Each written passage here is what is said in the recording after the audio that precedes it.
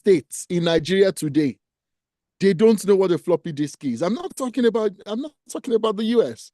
Like in a couple of weeks, I'm going to be doing some training in New York and Connecticut. Forget those guys. I'm talking about people in Nigeria. They don't know what a floppy disk is. They don't know what a DVD drive. Like, what is a CD drive? People don't know that. Um, so we need to, and I'm going to tell you one thing now. I'm going to tell you one thing. The young people that we're teaching in the primary schools today, when they're like you and me, they will not recognize the internet as we know it today. They will not understand a lot of the things that we do today. I mean, you do a Google search. Well, what's a Google search? What is that? You get a list of websites. Why would you do that? They're not going to understand that. So we need to start to think and say, how do we go forward? How do we teach people forward? Right now, we're going from teaching young people HTML, CSS, JavaScript. We're going from doing that to jumping straight to starting to teach them machine learning, starting to teach them, proper machine work, proper data work, and starting to go down that way. We would usually start a young person with HTML. Now we start a young person with Python. This is ridiculous. I honestly, a few years ago, I would not have imagined that we would be doing this today. But I think by next year, we're probably going to start people with AI. This is really interesting, and I really, really like your question. But the heart of the question is, as people who have responsibility to grow the next generation, we've got to make sure that our young people are globally competitive. We have to give them skills to compete. We're not giving them skills just for the no. They have to be able to compete. They have to be able to go to anywhere in the world and beat people hands down in terms of the technology, in terms of the knowledge, in terms of their ability to manage stakeholders. And that's one of the good things about African young people. We were born to manage stakeholders. Our parents never used words. The Yoruba dad or mom will tell you that you should be a mind reader from birth. The Yoruba say aborola so fomoluabi. In other words, if my dad or my mom wanted to tell me something, I would be very blessed. It's going to be a blessed day when they use half words, when they just start out the conversation and leave it. On a normal day, they will just look at you.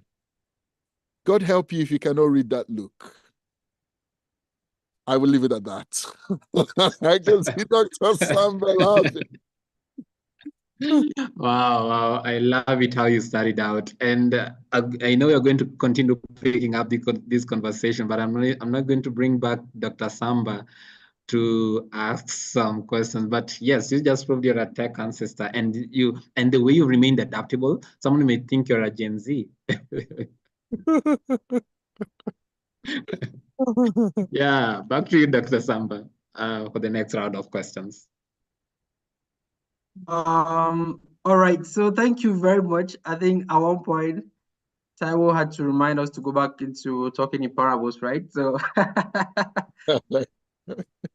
all right, so let me just take on the next question directly with Taiwo. Thank you very much for those key points there. And what really stood out for me was the fact that we have to stand out, to be globally competitive in the market. It's a challenging market, so we have to raise our bar. But I also want to find out from you, from your experience so far in the tech space, when it comes to networking. Most often networking is started as one of the key points that are needed in landing tech roles here and there. And so can you share your perspective on the role of networking in the tech industry and what effective strategies you recommend for job seekers to build meaningful connections? Thank you. So, first of all, there are more tech jobs than we can fill. It's as simple as that. There are millions of jobs that are funded, fully funded, but and the skills to do them are available, but those who need to fill those roles cannot find those who match the skills for those roles. This is where networking comes in. This is where, we start to think of networking not just as, going to events, because that's really, really important, but being in the right place to be seen. Being in the right place where your skills can be seen by those who need them. LinkedIn does a fantastic job of this, and there are other ways to do this online. But some of the most important ways to do this is to share your knowledge. Even if you're just starting. One thing I love about SolaviseTech engineers, and I used this as an example a couple of weeks ago, is as they learn new things, I can see them on LinkedIn, saying, well, today I learned how to do a cloud migration. Today I learned how to do this. Today I learned how to do that. They're putting themselves out there for somebody to come out in search. Okay, somebody's looking for a skill. They do a search. You come out in that search. That gives you an opportunity to be seen. So today, everybody has to be, you have to show your knowledge and experience in a place that, others can see it. And now, what's the best way to do that? It's not just to say, oh, look at what I've learned. It's to say, look at what I did. I think that everyone should do projects. Whatever you're learning, whatever, you from where you're learning, those projects, those things that you're doing, in a way that is safe, of course, we have to be very careful with data, but all of those assumed that you're doing this safely is you need to show off your project to the world. You need to do seminars, webinars. You need to publish posts. You need to publish, you need to do things like this. You need to speak at events. You need to make sure you are seen online and, of course, with people in person. At the end of the day, your network is what's going to bring you opportunities. Someone needs somebody, they're going to talk to somebody that they know. If they know you or the person they know knows you, you've got the opportunity. Otherwise, it's not who has the most skills, it is who we can see and we know what skills they have. I hope that helps. Absolutely. Thank you very much. Thank you, Taiwo, for that. While you catch your breath, we're going to bring in Dr. Phil once again, and I'm going to take him over with the next question. Hey, Dr. Phil, how was your break?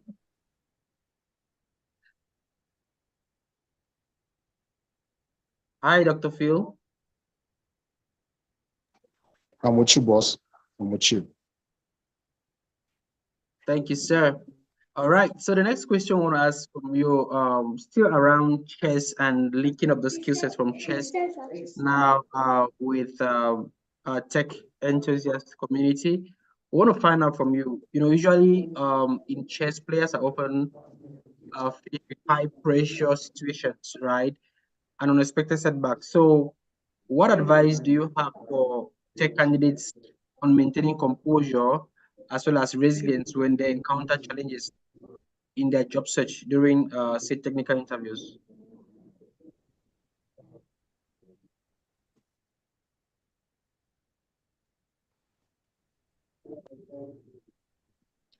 Hello, Dr. Samba. Can you hear me still? Yes, I can hear you. So did you get the question? Or maybe I take it over again.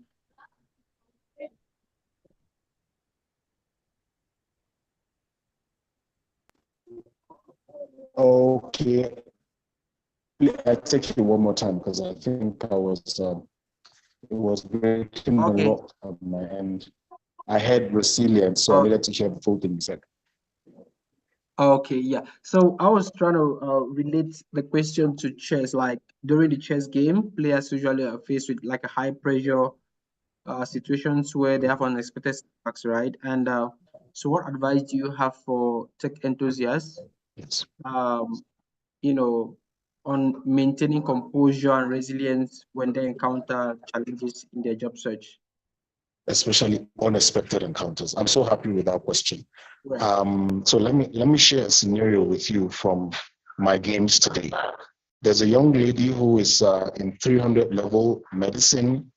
I do not consider her to be an ultra special chess player, but she's been training a lot to attend the Nigeria University Games and all. And the last time we met at the tournament, it was an easy win for me. So I just felt it's Sylvia again and all. So I went in that mode, and as the game was going on, I think she blundered a rook, and I was able to take that rook. But you see, from that point, everything changed because something in my mind changed a little. Something told me this should be easy peasy. So let's go.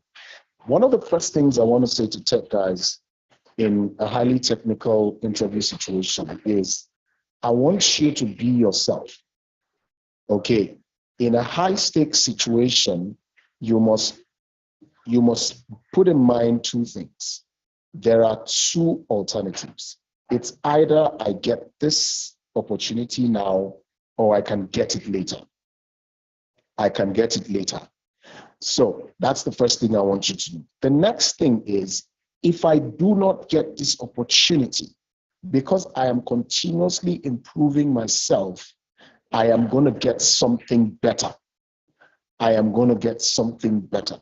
So back to my scenario. So I was playing Sylvia, and I am feeling on top of the world until I realized that this game has turned.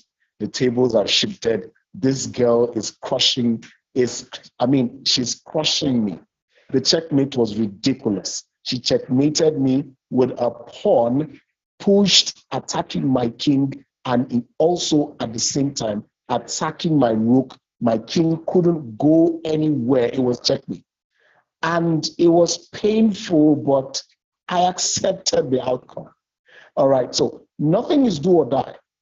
Nothing is do or die. Relax and read the situation, read the psychology of the situation, and be in control. The more yourself you are, the more in control you are.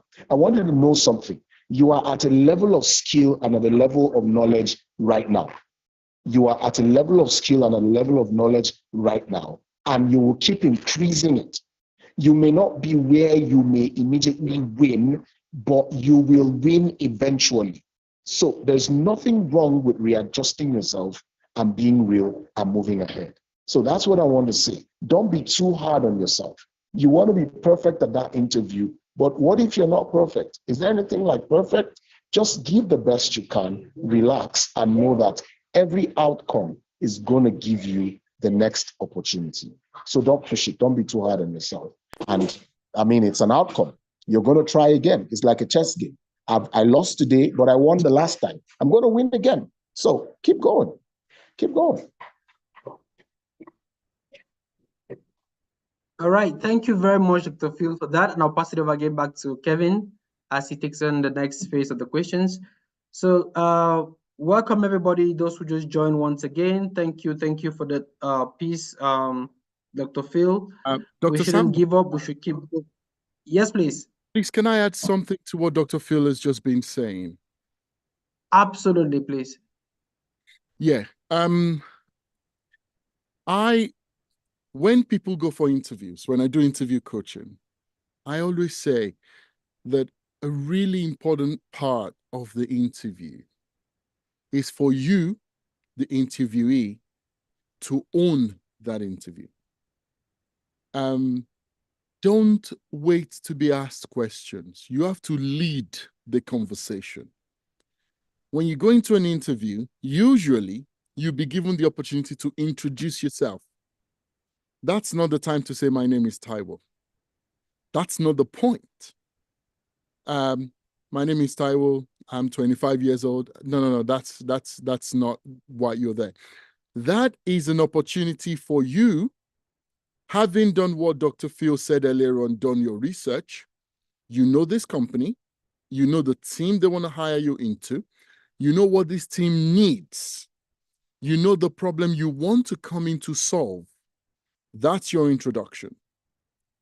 You talk about who you are in a way that gives them, ideas about the solution that you bring. So you talk about you in a way that says, this is what I have done in the past. These are the situations I've been in, and this is how I won in that situation.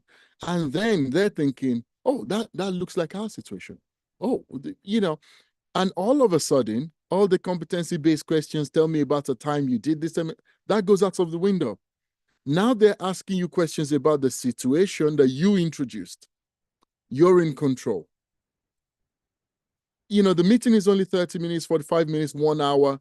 In their minds, you're already qualified. They just want to know how much now your experience can help them.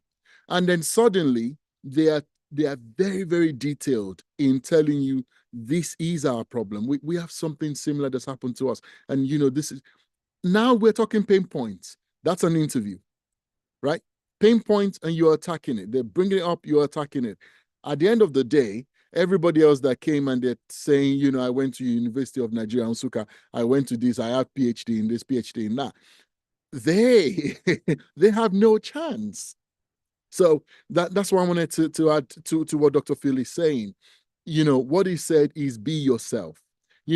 Part of being yourself is taking control, making sure that you own the narrative, right? And that's just what I wanted to add to what Dr. Phil is saying. Thank you, Doctor. Thank you very much, Taiwo, for that addition. I'll pass it over now to Kevin. Kevin, you have the floor.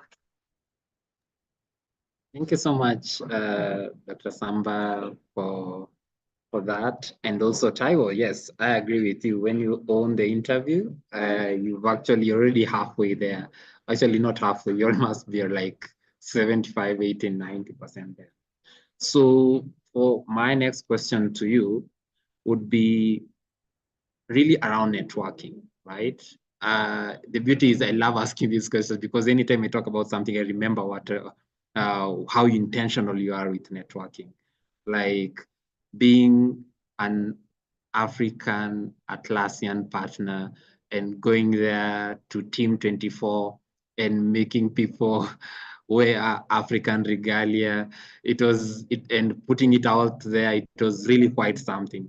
And I was like, wow, I really want to be associated with Allovium because of what it's doing globally. So what is your perspective in terms of the role of networking in the tech industry? What impact does it have? Because I'm sure going to Team 24 has a budget, right? And it has to be intentional around it, right? So you are really taking strides on this. And in terms of it from a company perspective, and even from a job seeker's perspective, I was at a certain event, and you just mentioned this. They're saying like, when you're going for any networking, you don't have to wait to be a speaker or a panelist, able to speak to everyone in the room or to have a certain project. There's lunch, there's health break. You don't just go there to eat. You can even decide to eat very well in the morning. And when other people are eating, you're just moving around. So anyways, whichever strategy it is, let us know, Taiwo, what does networking have to do? So you talked about Team 24, and that's very important. When I first told our team, my leadership team, that when I first put forward a $50,000 budget for Team 24, everyone was like, that's just crazy. That's just crazy. We trust your leadership, we trust your judgment, but we don't think this makes any sense. Now, the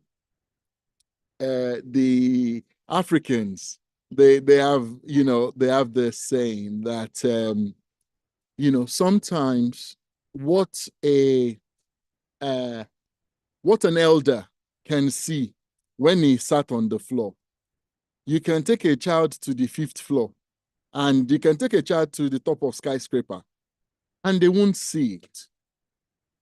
And that is the case when it comes to people who don't understand what we are doing. We talk a lot about sales. The truth of the matter is that most of what we do cannot be sold. It has to be bought. The only thing we can sell, is trust and confidence. The opportunity for someone to get to know us. And when they see us, they know how excellent we are. They know how we work. They begin to trust us. You see, some of the most high-profile migrations that Atlassian have, you know, put out there and all of that, they've been done by my team. They've been done by my guys. Now, guys, how is anyone going to know how good you are if we don't put you out there and show you off to them?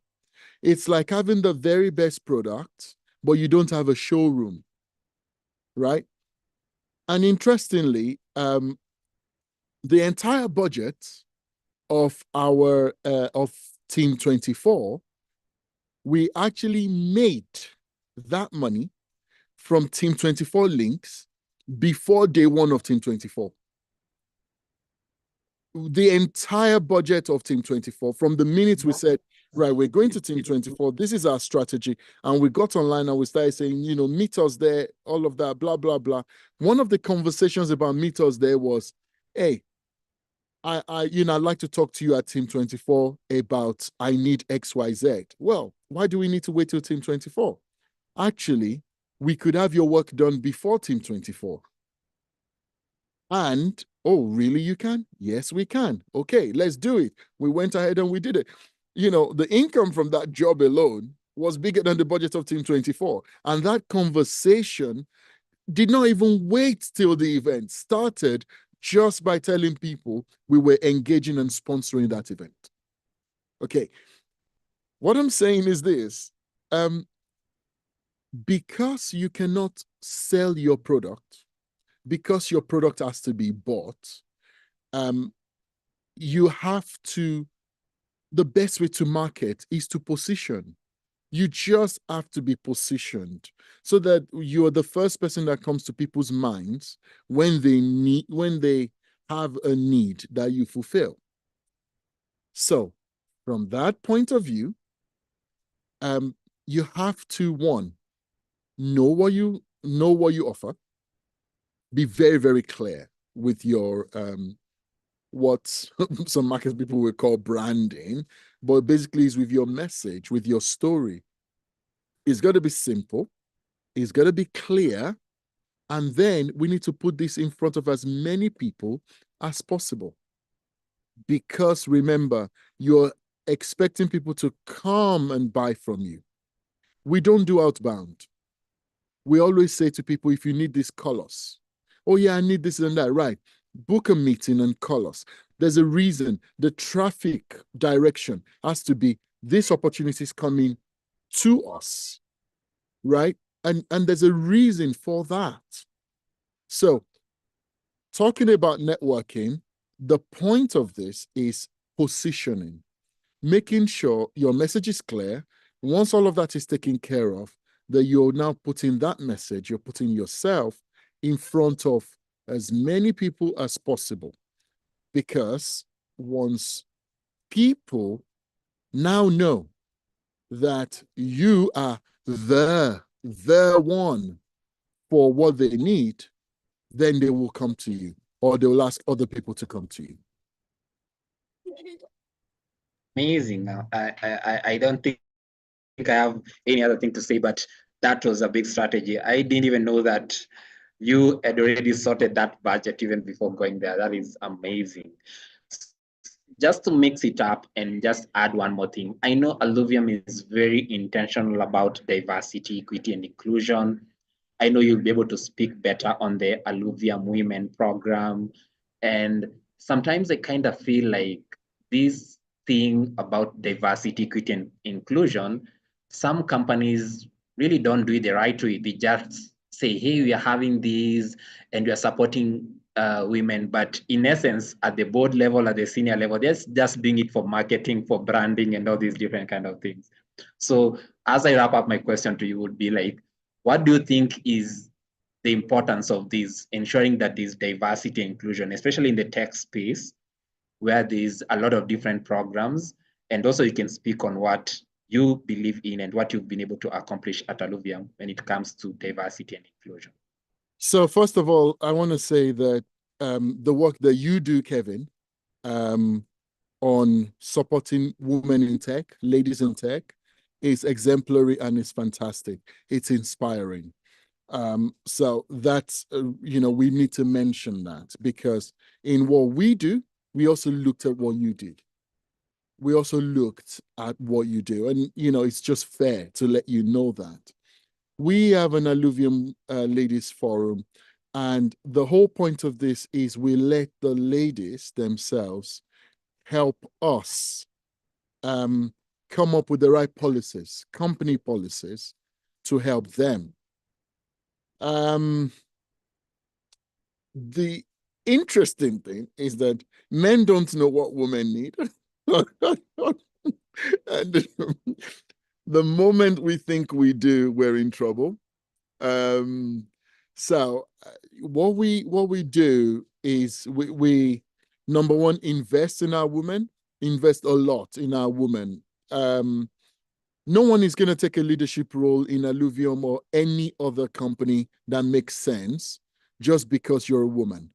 That's not going to happen, right? You're not going to become a director in a big multinational because you're a woman. No. A business is a business, right? It's going to be by competence. However, what we're doing to level the playing field is to make sure that we're looking at our women, we're challenging them, we are sponsoring their growth, we are intentional in being part of their journey to get to those leadership roles. Okay, so we're doing the journey together, and that's really key. And then we're saying to our women, what do you need at different stages of life? What do you need? Because Kevin Tui, Dr. Samba, when we started this thing, it was my experience, it was us boys, and we could be in one room 36 hours, 48 hours. We could be in one room for 1 week. We're building a solution. I'm sorry to say, nobody cares about anything. We just eat, we drink, we eat, we drink, we build. You sleep with your laptop on your chest, you do all of that. That's not the way. We cannot build a company like that today. Because today we have to make sure that everything is not lads, boys' life, bachelor's life, you can't do that today. Now you have women who have families, right? And I am proud to say, the ladies from Alluvium who have had maternity leave, for example, someone who had a maternity leave from Nigeria, the statutory leave that we should have given them was 6 weeks.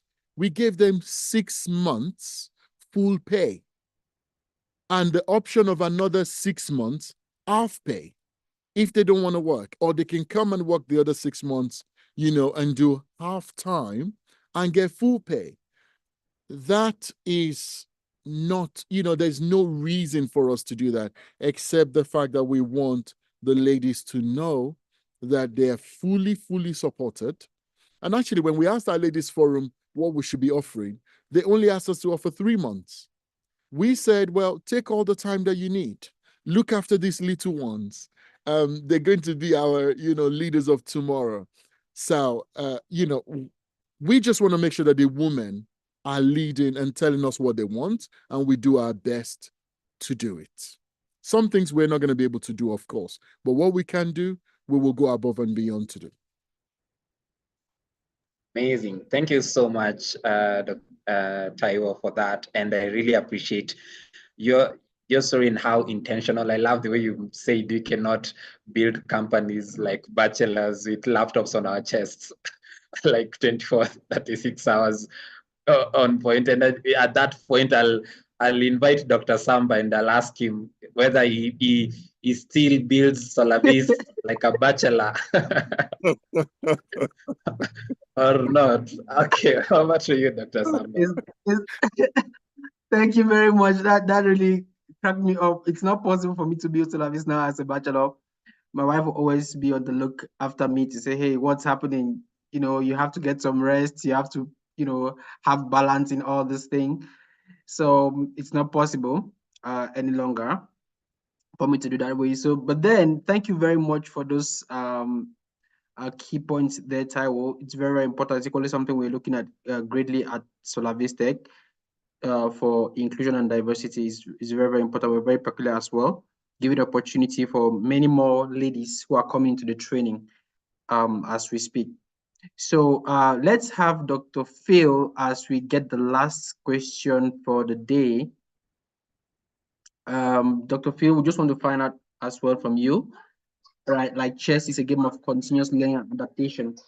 So how can tech professionals cultivate a mindset of lifelong learning and adaptability, especially in a rapidly evolving field like technology, right? And what parallels do you see between advancing in chess and progressing in the tech career?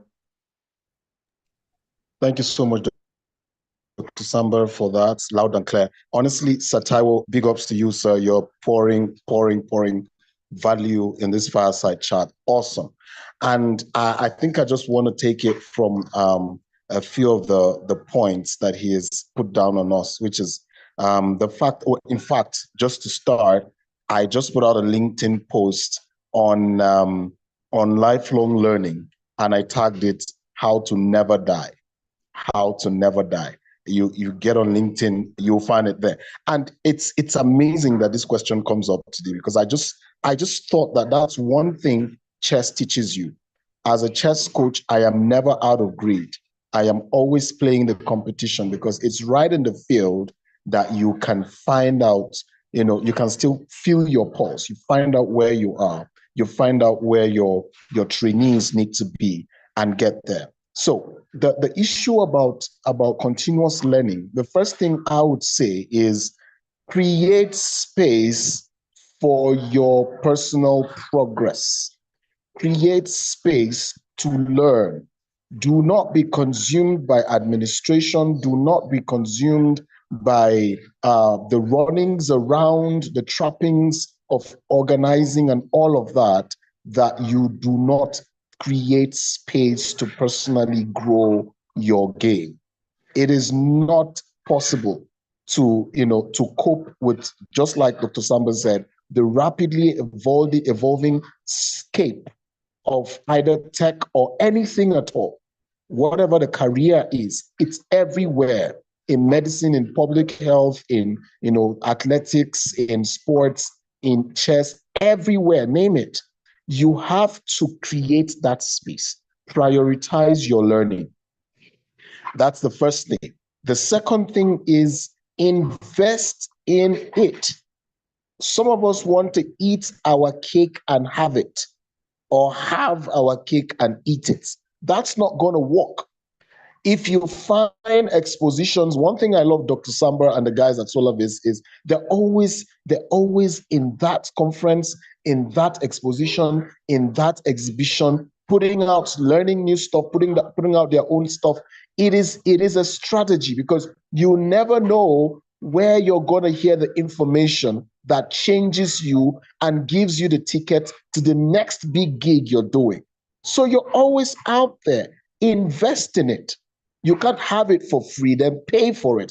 I was on one of the Zoom calls where Dr. Samba was saying something. He said, if you do not pay for it, you will not, value it. There's a way he said it peculiarly. Maybe when he comes, he's going to say it. Like the pain of paying for it is going to get you to pay the attention you need. And you see, we're talking job interviews, we're talking job hunting and job seeking. The more you invest in yourself and the heftier it is, the easier people can see the value you bring.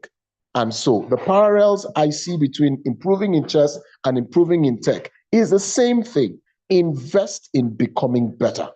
Invest in becoming better. And before you know it, you are in that space where any new information hitting you meets you ready, to add on to what you already know. Or else, dying is inevitable. Once you plateau and you cannot continuously improve or continuously learn, dying is inevitable. Thank you guys for being out here and for bringing us out here to share these insights. It's the same in chess, the same in medicine, same in tech, same in marketing, same everywhere else. Thank you so much. All right. Thank you very much, Dr. Phil. Thank you very much, Kevin, for being an amazing co-host for today's podcast session. We've come to the point we're going to take questions. So, team, if you have any questions, we would like you to raise your hand or you can drop it in the chat at this point in time. Feel free to be on camera to ask your question to amazing panelists we had out here today. So the mic is on right now for questions. We're going to take the next 5 to 10 minutes for that, and then we'll be done from here. But while we're doing that, feel free to drop your LinkedIn handles in the chat so you can expand your network. These sessions are equally opportunities for people to expand on their networks. And yeah, so the mic is on, everyone. You can unmute yourself or you can raise your hand. I think we'll be able to coordinate that. If you have any questions, feel free to ask them right now. Okay. Kevin, maybe you can coordinate that session. Thank you.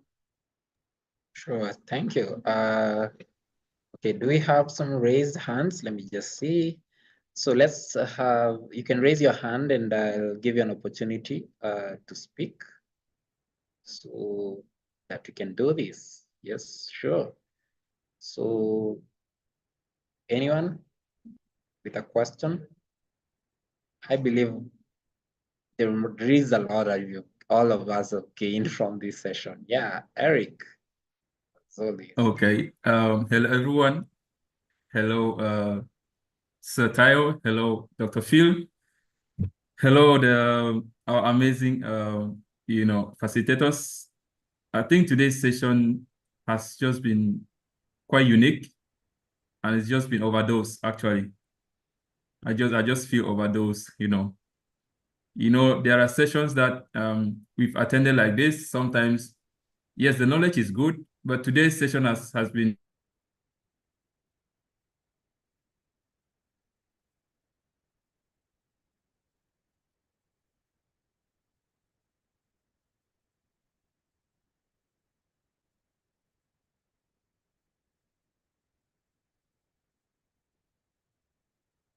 And I think, did we kind of lost Eric there, or It looks like, yeah, because no audio. Yeah.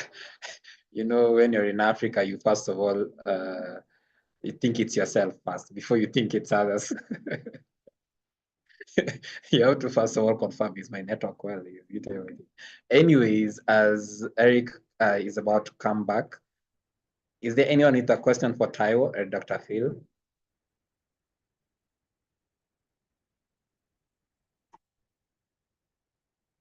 Okay, as we get that comes back, I do have a question for Dr. Phil now that Dr. Samba decided that I'm not going to interview Dr. Phil. So anyway, I'm just joking. No problem. So let me ask you a question.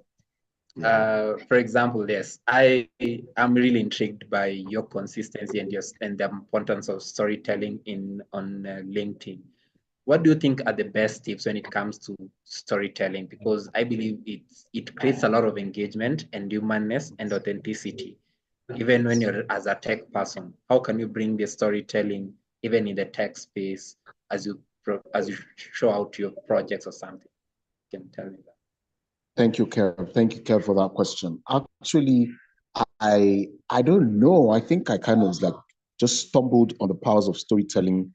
I've always known that it was powerful, but I only recently stumbled on it and on the impact. And I think that for tech persons, Sataiwo mentioned something about putting out knowledge. It's tech is kind of almost esoteric for most people. And it's easier for you. It's just like chess. A lot of people they think it's a mystery. They think, oh, how do you do all of that? No. So I think the storytelling thing makes it easier for us to educate in a way that people can relate with. And that relatability, that ability for us to connect with persons, whether using real situations that has happened to us, just telling it in that beautiful story setting actually makes it easier. And of course, it doesn't have to be nonfiction. It doesn't have to be something that happened to you. You can actually fictionalize scenarios and make it relatable. Okay, so I think I would encourage techies, because I still say that a lot of people think we techies, let me say we techies because I'm hanging out with techies today. Let me say we techies, we're sitting on a very big mountain of information that people want to understand. And that's a selling point. Sataiwo said, thanks, Kev. Sataiwo said, you may not go outbound and then you have it coming to you. You have people coming to buy you. One of the ways is storytelling. Just hone the skill a little. If you need to take a class in storytelling, I can point you to some of the very good guys who do trainings on that. Just learn it and then storify your education.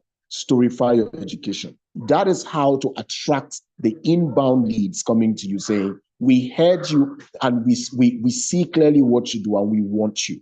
And Eric, I think it's just a runaway success for any techie who can just tell stories about what they do. And it also shows your expertise and the fact that you're so at home with it that you can always tell it in story form. Thank you. Well put. And yeah, I think I was just put it in one word, storify. And I think that is my takeaway. That is my takeaway.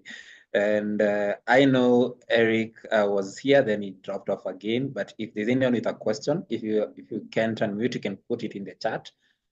No worries, you can still take it up and I'll put it to the right person. But if we don't, then I'll still take back the session back to Dr. Samba. Then we can close it off with a group. Let me not call it a group photo, but a gallery screenshot. But yeah, All yes, right. yeah. Back to you, Dr. Samba. Thank you, Kevin. Thank you very much, and thank you everybody for being here from the start to the end.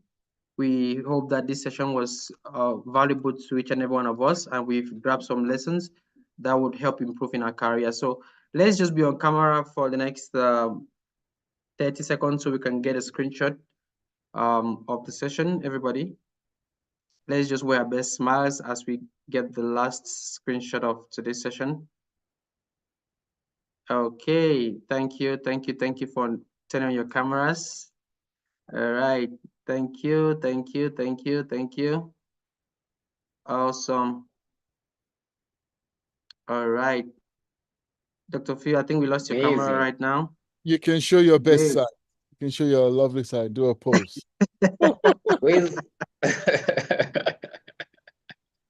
All right. Awesome. Okay, so So let us at the count get of three, we're going to grab screenshot. All right. 1, 2, 3.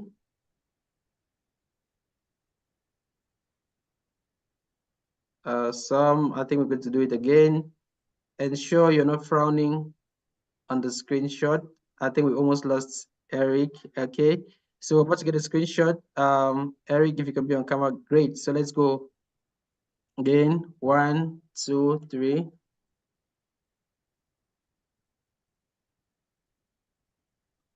Awesome. Thanks, everybody, and do have a lovely weekend. We're going to stop the recording right now until for our next upcoming sessions. Thanks, Kevin, for being such an amazing host. Thank you, and thank you, Dr. Phil and Taiwo, for your time, and everyone here who joined us. For those who are going to be watching this on YouTube, Thank you, everyone. Feel free to share your feedback Thank you. also. Thanks. Bye-bye. Okay, thank you.